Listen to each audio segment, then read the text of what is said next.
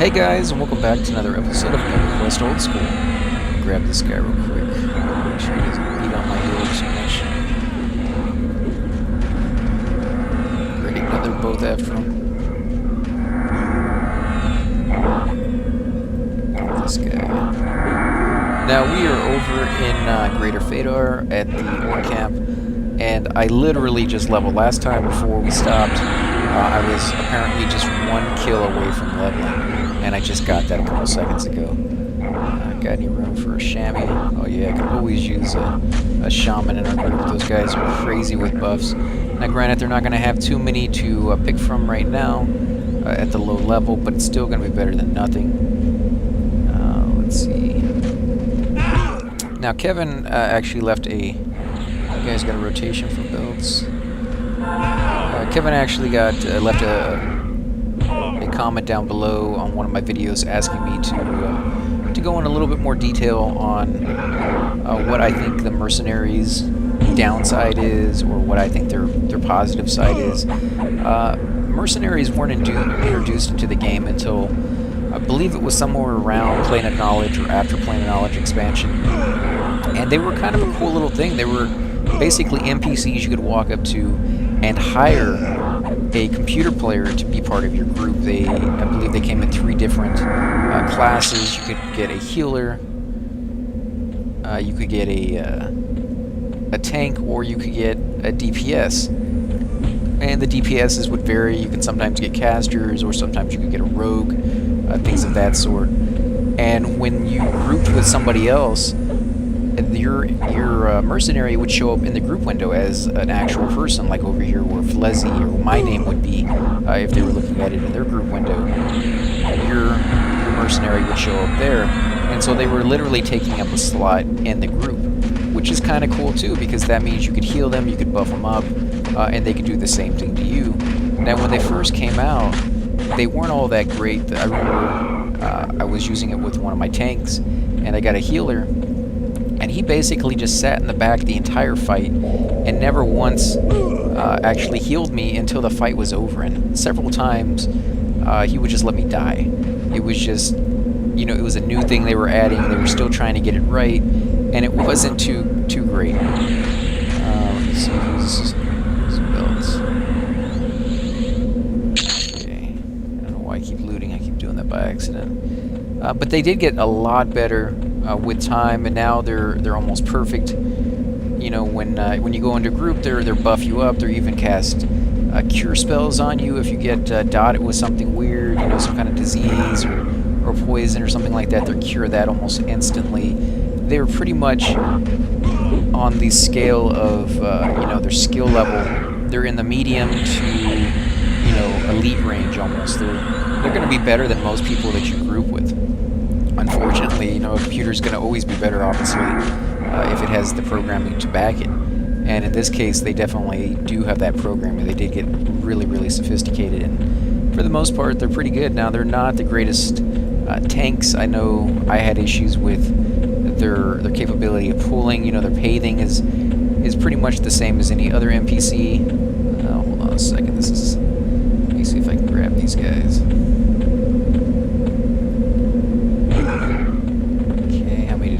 Just got one? Yeah, I think I just got one. That's good with me. But the downside to it is that I found that when they came out, I no longer looked for groups as much as I used to.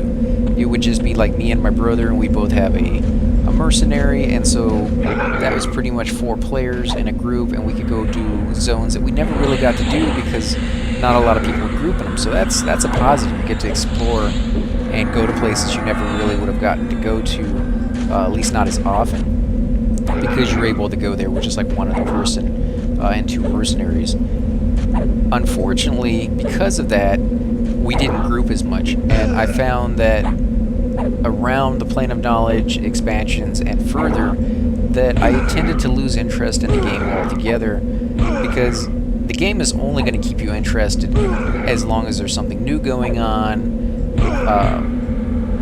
and new content coming in. And an expansion, when it comes out, gives you probably about a month and a half of hardcore playing, where that expansion is new and it's interesting and there's a lot to do.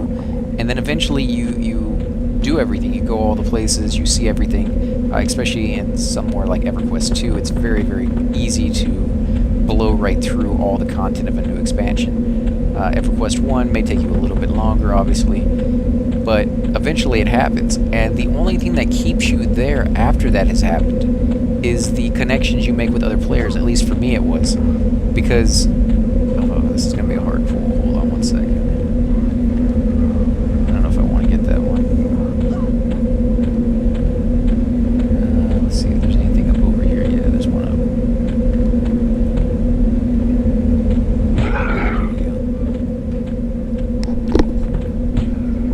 But yeah, it has its downsides and it has its positives too. It's just like anything in any game, but I felt that at that point they really made a shift, a fundamental shift in their thinking with those expansions that really took it away from the core game that I enjoyed, the one that took longer to level. It required more skill. It was a lot harder. There was a lot of downsides and just slow running and slow doing everything really. And then a lot of their programmers actually resigned over the fact that they didn't like where the direction of the company was headed.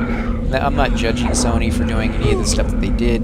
I was never in their shoes, and I haven't been in their shoes to try to decide how to best take their company into the 21st century and keep it profitable at the same time as maintaining, enjoyment.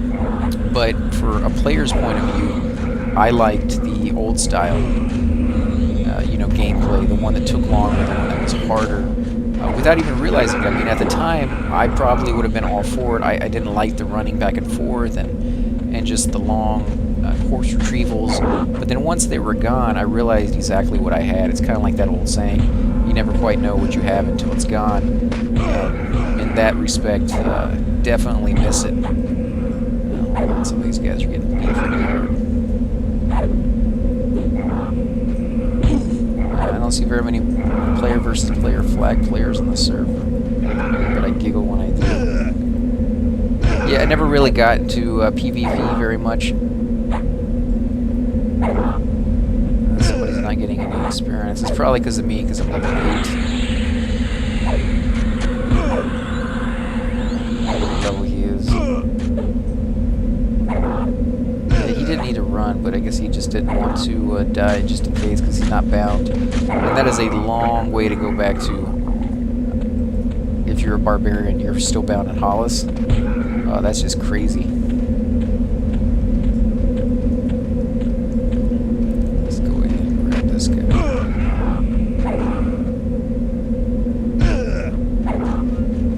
What level is he?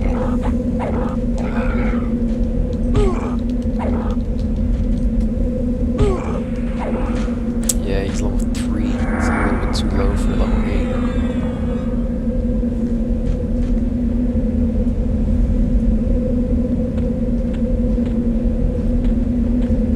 I thought it was 5 levels. I thought it was 4 levels plus 1 for every 5 levels you're at, or something weird like that, or 1.5 levels times something. It's a weird little calculation you have to figure out. Oh, there's a level 10 in there. Gilligan.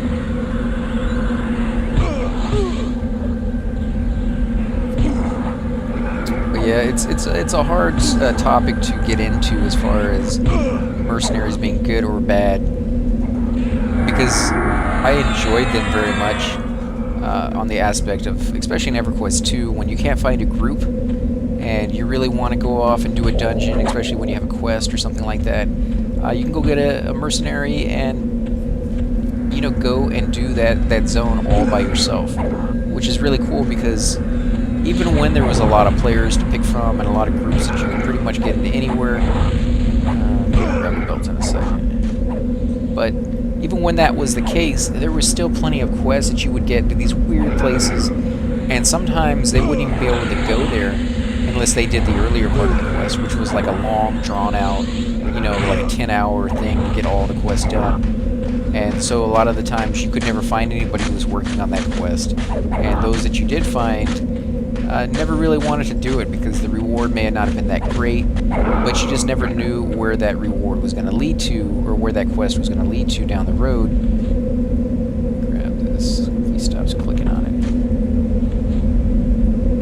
There you go.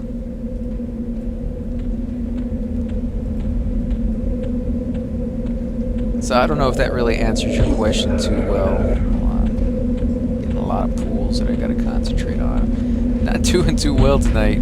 I got a little bit of a head cold, actually, so my concentration is waning because I took a little bit of NyQuil earlier to try to clear up the coughing, and it seems to be doing pretty well. I'm not coughing nearly as much as I was before.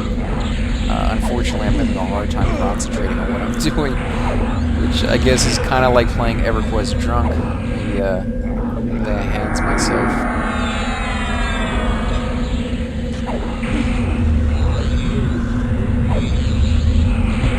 Not be looting belts out of turn. You know, I never really get why people get so upset about the loot. I understand there's a turn-based, you know, people are you know, in order, but I mean, if somebody loots it when they're not supposed to, then just take that into account and skip them on the next rotation. It just doesn't seem like it's worth getting upset about. I've mentioned this in some of my other videos, that if you're playing a game, the whole purpose behind it is to enjoy it. And if you're going to let the small stuff get in your way, you're not going to get the pleasure, the satisfaction, the enjoyment that you should be getting out of it. This should be something fun that you get on and just kind of, you know, relax. That's what I do. I just get on at the end of the day, after a hard day's work, and I just relax. And to me, the most enjoyable part is other people. But, you know, when we're talking about mercenaries, sometimes you just don't have that option. Grab this guy. Grab it. 2 more, actually. This is going to be... let's grab the Oracle first. Always the good idea to kill those guys. They have fewer hit points. But they also blind and things of that sort, which is kind of annoying. And if you blind the healer and he doesn't have hotkeys, or he's not familiar with using hotkeys, that can be pretty horrible for the group overall, because he's not going to be able to heal and then people are going to die when he had plenty of power to do so. So grab this guy. Make sure that your back is never turned to the enemy, even if you're attacking more than one. Because if it is, they're going to hit you a lot harder than they should be, because your agility and your dodge and things of that sort don't really come into play when they're hitting your back. It kind of seems like you're running away from them, or in real life, if somebody was sneaking up on you, they're going to have a whole lot better chance of getting you, you know, without you seeing them, or have a higher chance of hitting you because you can't see them. This guy. Might as well get the pawn as well. Come on, there we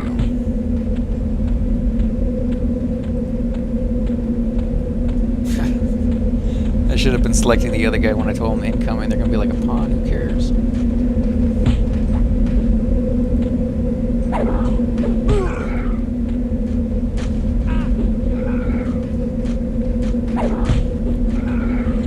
But yeah, I think I'm going to make tonight's video kind of short, guys, because I am having a little bit of a difficulty concentrating with this medicine in me. I do apologize for that. Hopefully I can shoot some more videos tomorrow when this clears up. But I had my nieces and nephews over the other day, and you know, whenever you have kids who are going to school, and we actually went to the rodeo. I posted some pictures up on my Twitter account for those of you who subscribe to that, of us there. And it was a great day, but, you know, whenever you have kids going to school, you're always more likely to catch colds and pick up whatever they're picking up, because they're just exposed to so much, you know, in the school system. I know my brothers, when they joined the Marine Corps, they went through boot camp, and they talked about, they call it the crud, because you have people who come from all over the United States, all over the world, really, and whatever weird strains of flu and, you know, holds and whatever else that they have all really get shared inside that bunker. You know, you're all in tight-knit, close quarters. Your immune system's kind of weak because they're making you run around, and you're losing weight dramatically, and it's one of those petri dish kind of scenarios. And you know, for the whole time you're in there, really, you're sick. You know, you got the crud, which is what they refer to it as, and it's nasty. He still had it when both of them actually still had it when they came out, and that's how bad it can be. I don't know if we can take on 3. It seems like a lot. If I still had to lay of hands, probably. That's even. That's green. That's even. Man, it's gonna be a tough one. I could probably get 2 of them without getting the green one. Let's see if I can get back. Now we got a Mez, or maybe he can Mez one, but I'm level 8. Chances are he's not, and it's really, really hard to Mez something that's higher level than you. Cleric 4, looking for. Oh, great! So we actually have some other ones here. So yeah, this isn't gonna work. I don't know if I should even try fighting it. Just run into the guards.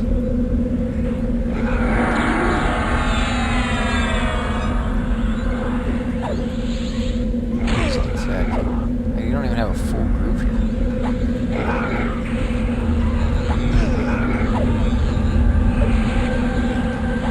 Go back to our original guy. We might be able to do this. Maybe, if we get lucky. Very, very lucky. Our healer's power can hold out. Come on, let's kill this one. Die, punk. There we go. Let's go ahead and get that Centurion. Let's see, can I get the Oracle as well? Oracle's almost dead. There we go, got that guy as well. I'm gonna have to take a break after this fight for sure and let them med up. It's pretty tough.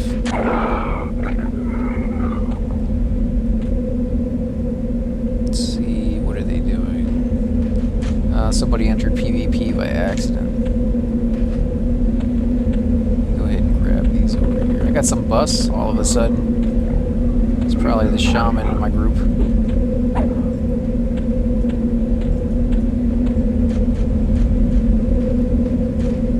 Let's grab, come on. But yeah, I love this game. This game just, it brings me back to the old days when I used to play with my brother. That's originally why I actually came back to the game, because he was the one who got me started on it, and then he passed away about a year ago.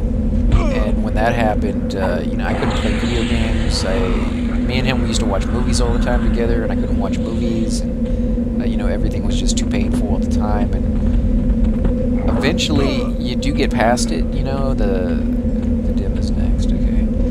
You do get past it where it's not as painful. You start remembering the good times and things of that sort. And this was one of the things that really allowed us to spend a lot of time together and get really close. And this is just, when I play this game, I not only think of him, I think of the time I played it by myself, because, you know, we didn't always play together.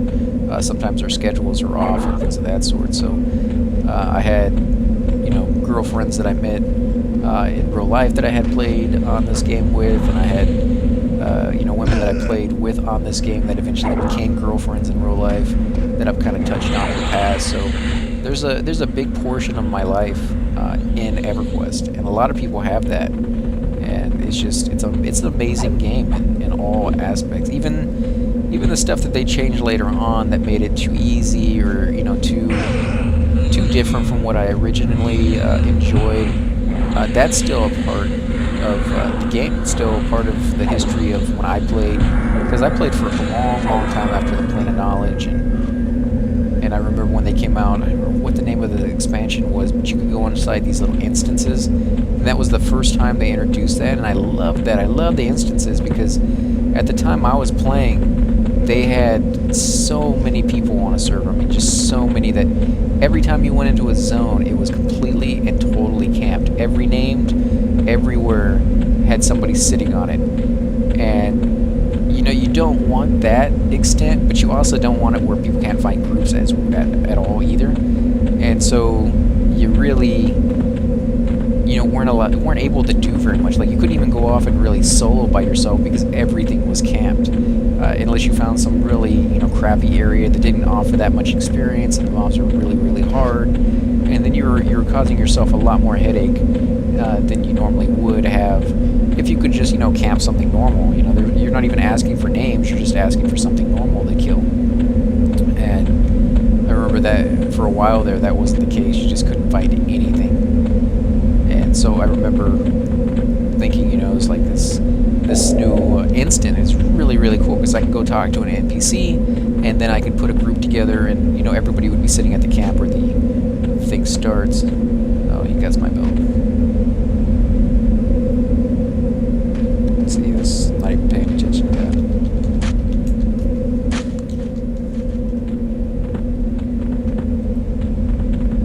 Let's see, do I not have any room? Nice, I don't even have any room for it. I'll take these and throw them on the ground. People killing, stealing our kills over here because we're not quick enough.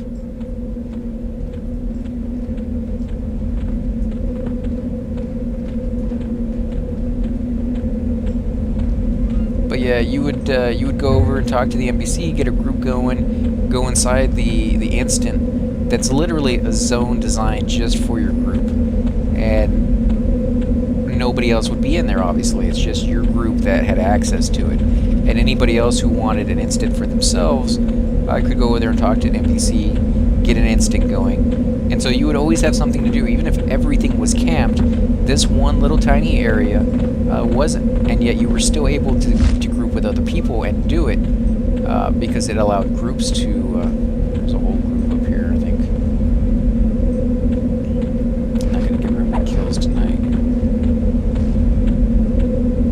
But yeah, I loved that when it came out, and then later on, it got a little bad because they started doing that with like Everquest 2, where every zone, after it reached a certain limit, I think it was like 99 people or something like that, would create another instant of that zone. And so instead of going to like Butcher Block and be like, hey guys, I'm in Butcher Block, you'd have to tell them, hey, I'm in Butcher Block 1, or I'm in Butcher Block 2, because you may be in a different instant of Butcher Block. And they did that so that at no one time was there ever too many people in that zone, causing it to be, really lagging out. Because that's one of the things you had to worry about in this game is if you had 1,500 people, and you quite literally could have 1,500 people all congregate into one area, and that usually only happened when a GM event was going on. And people found out about it, they're like, hey, there's a GM, doing something over in Butcher Block or Antonica, and it wasn't like the GM events in EverQuest 2. The GM events in this one were really, really cool. The GM would show up, and he'd be playing the part, like he'd be completely in the role of a dark elf, and if you weren't evil, he'd be like, be gone with you before I kill you, and if you kept like egging him on, he would literally just kill you, and then you wouldn't lose any experience most of the time, but you would have to run back. Hold on a second.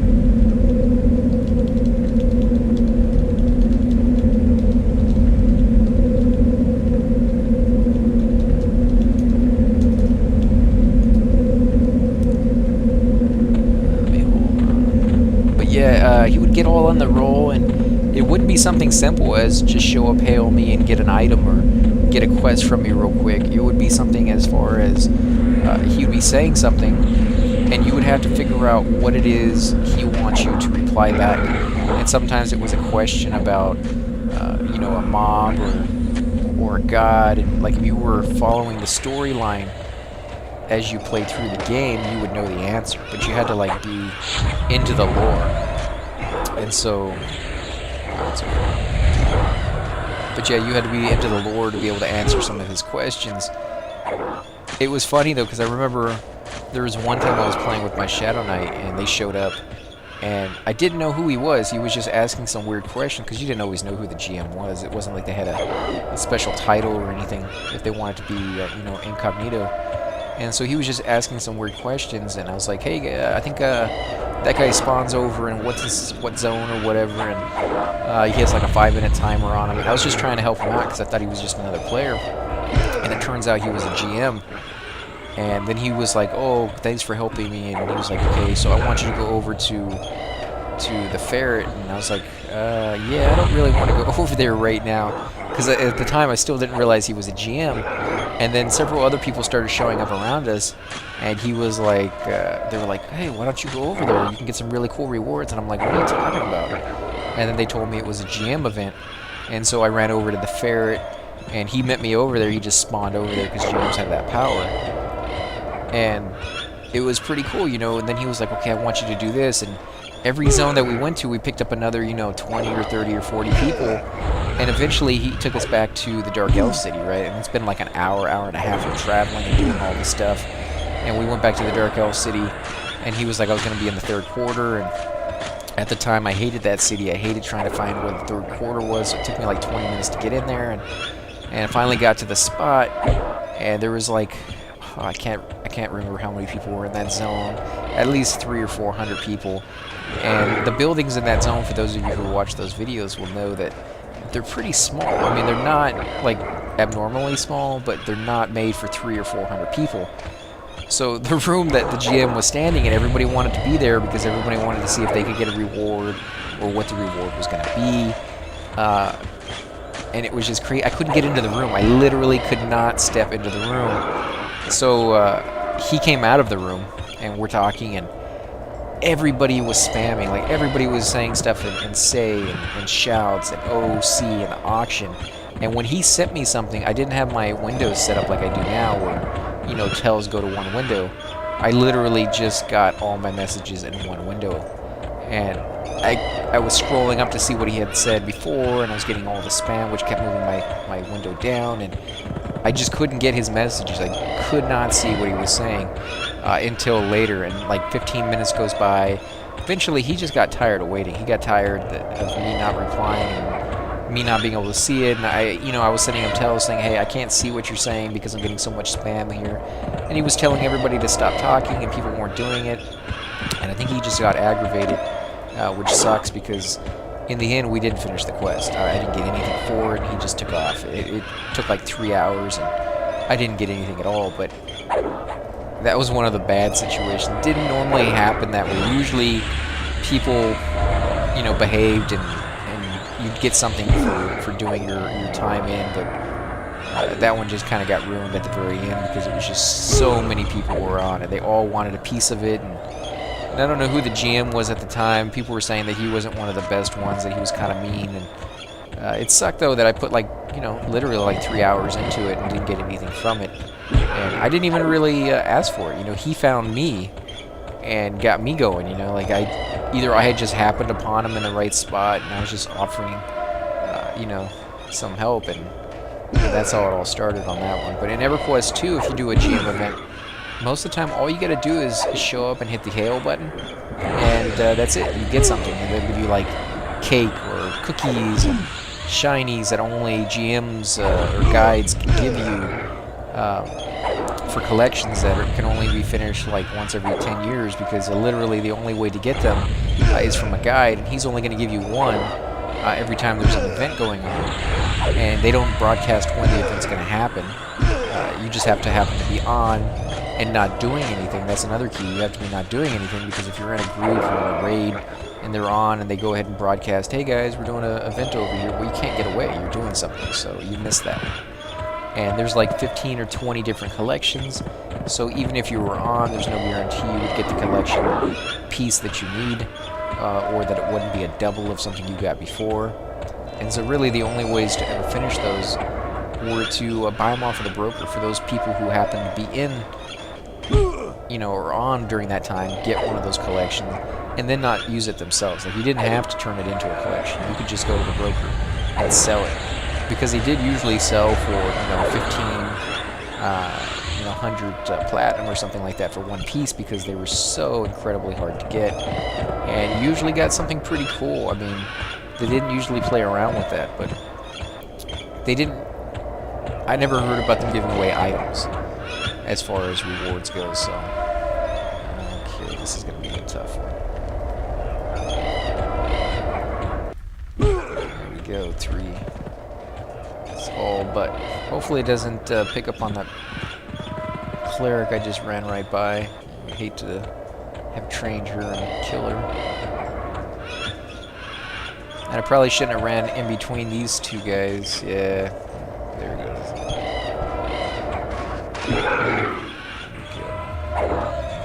Lexus. Where's he at anyways? I don't know where he's at, but he's taking some damage.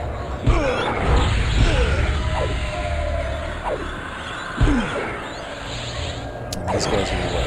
Even to me. That one's dark blue. Try to get this one back. It's best if people will assist the main tank or the pooler or whoever the case is.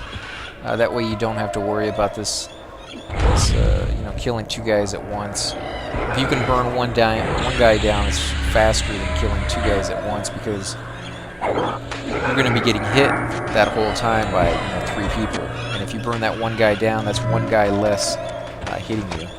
And if you're the healer, you know, try not to run around like that if you're getting hit. It really, really makes things difficult on your tank to be able to top off of you.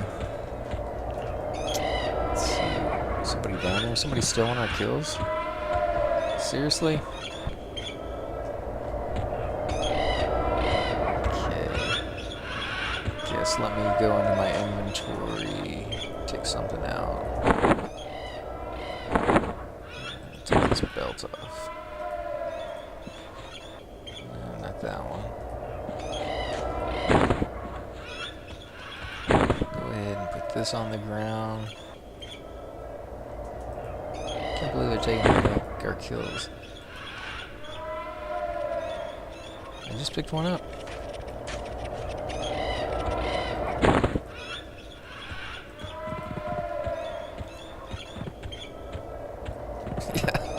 This guy's obsessed with those belts. Usually when I'm pooling, I just prefer to do the pooling and not get distracted by other things.